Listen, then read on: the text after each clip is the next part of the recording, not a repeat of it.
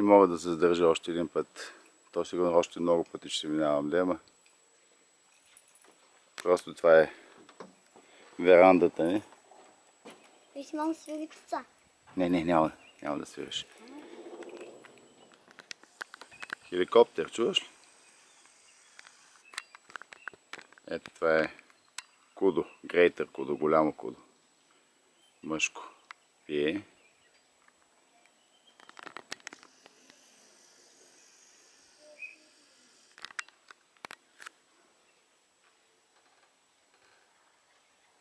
И